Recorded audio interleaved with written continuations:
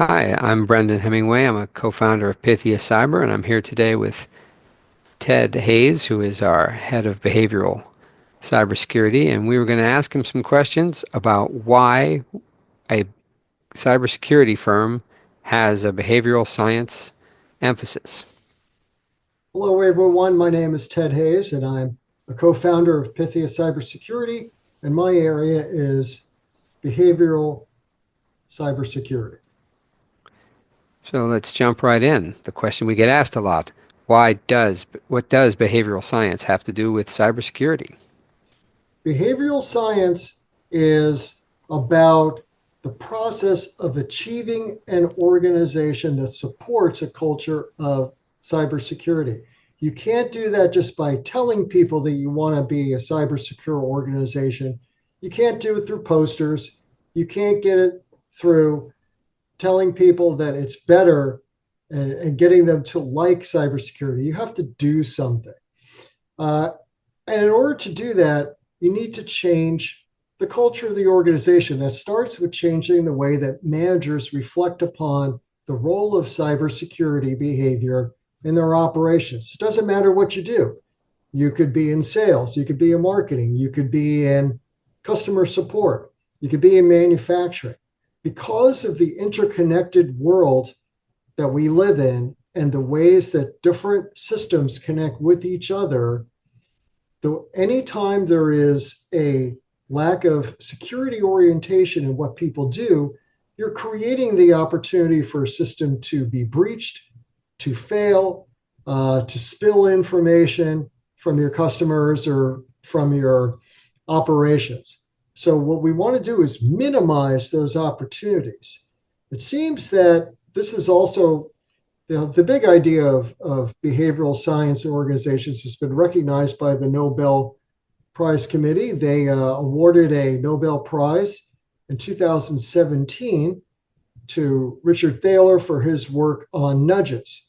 And similar logic there applies. You have to remind people and give them the opportunity to do something that's easier and along the lines of the change you want, and they will do it. If you make it hard for people, you make access to systems too hard, you give them complex manuals and tell them to just read it. Um, you tell them that their jobs will be in jeopardy unless they're having more secure systems. They won't do it. They'll freeze up and it's too difficult and you'll actually cause more problems. So what we want to do, we talk about behavioral cybersecurity, is to create a risk management orientation among managers so that they're managing their operations to minimize the opportunity for a cybersecurity incident. Well, that sounds great, but the question we get often from prospective clients is this a fancy way of saying that you're going to be doing organizational development and triggering a reorg? Because people hate reorganizations. Oh, I hate reorgs. There's no reason to reorg this. In fact, I'm glad that question has come up because the behavioral cybersecurity part of this is not about the boxes and arrows on the org chart. It's about how each manager every day incorporates cybersecurity awareness into their performance management system so that when they have that performance management conversation with each person who reports to them, or they work with each other, they do report outs at leadership meetings. Now it's becoming part of the conversation as opposed to avoiding the problem by reorganization. Well, I noticed that whenever we point out to people that insider threats are a problem and you can help them identify them, people freak out a little bit because they think you're going to be profiling them. So are you going to be profiling them? How do you identify an insider threat? Insider threats are a problem if your systems are set up so that people can misuse them easily. Once again, this gets back to the nudge idea. If the systems are set up in a way and people are trained in a way and they believe in the value of cybersecurity so that it's harder to do the wrong thing than the right thing, now you've avoided most of your insider threat opportunities. Insider threats are situations in which an individual is intentionally misusing your systems in order to access information they should not access, uh, for personal gain, or because they believe the organization owes them something, because they want to show off how good they are. Uh, on occasion, there are threats who are having an emotional or psychological problem, and that's a different conversation. But for most insider threats, you've got a situation where someone is misusing a system and leadership is not paying attention to it. So it's a matter of creating an environment where the expectation and the normal function is that cybersecurity is important and it's part of your normal operations. Well, that sounds a lot like basic management, and yet we keep beating the behavioral science drum. And behavioral science had a moment a few years ago, but is it still relevant as a management tool? As long as there are people and there are people in positions of leadership, there'll be behavioral science. Uh, it's a well-known problem in organizational research and organizational practice that leaders generally are selected either because of being the most proficient at the lower level. They're the senior doer, if you will. Maybe they've been in the company longer. On occasion, there's some political skill mixed in. Uh, it's difficult to get an organization to focus on developing and promoting people who can lead effectively, get a team to achieve a common goal, maybe at the expense of individual agendas. This is where having good leadership defeats insider threats, because you're getting people to put aside their petty grievances, their sense of entitlement, their belief that the organization has taken more out of them than the organization is paying, and you get people focused on contributing to a common goal. Um, I don't think you'll ever not see a need for focus on leadership along those lines. And from a risk management perspective, having better leaders, leaders who are focusing on integrating different parts of the organization, that includes operations or whatever business your business unit is in, and cybersecurity, as a way to minimize distractions and opportunities for failure while maximizing time on the goal of your business unit.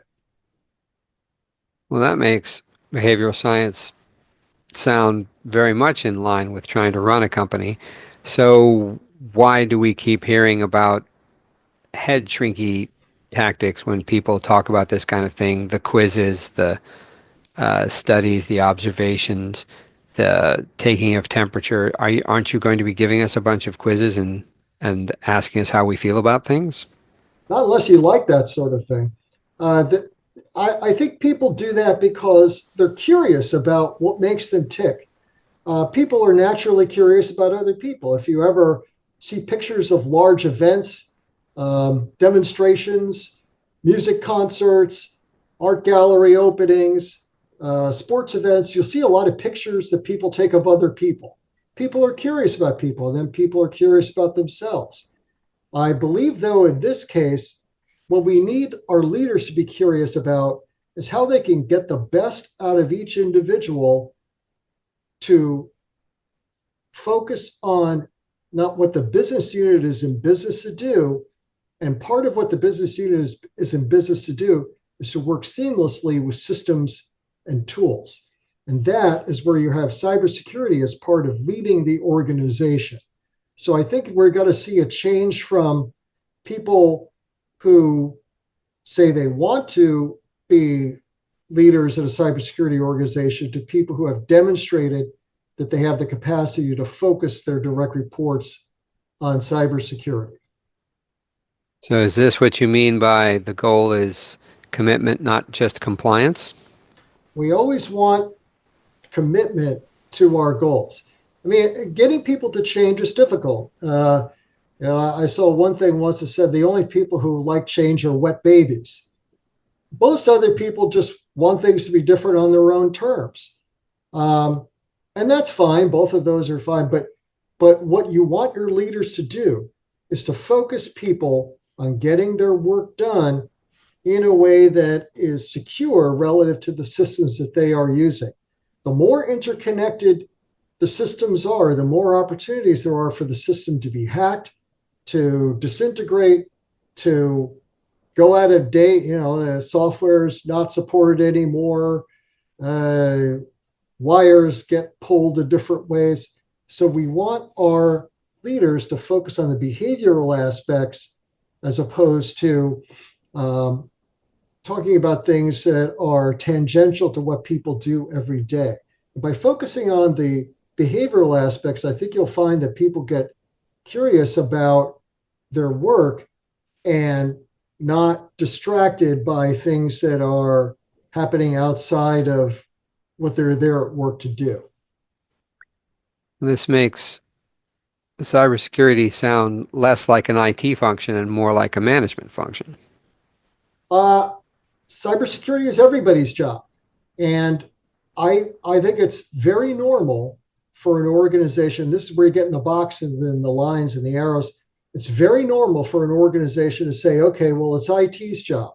IT is going to do that. Well, if you got a problem, you call the help desk. But once we get into an organization and environment where the IT is everywhere, it's not just your laptop or your desk monitor. The IT is everywhere. And because the IT is everywhere, it's your phone, it's your watch, it's your desk phone. It's the, I don't know, you could go to a restaurant and order something from a robot pizza maker. All of these things are connected. Because they are connected, you have to get out of the mindset, I'm going to suggest, of delegating it to be someone else's job, delegating it to be IT's job. It's anybody's job. It's sales, it's marketing, it's operations. All of those areas, because they are connected, reflect an aspect of cybersecurity. And that's why we need to get managers out of the mindset of thinking that they can offload the problem to somebody in IT and instead focus on getting their people to work in a way that supports a cyber secure environment. Well, thank you very much. I think that will help people get a sense of what behavioral science does for us and why they should be doing it. Thank you very much for the opportunity.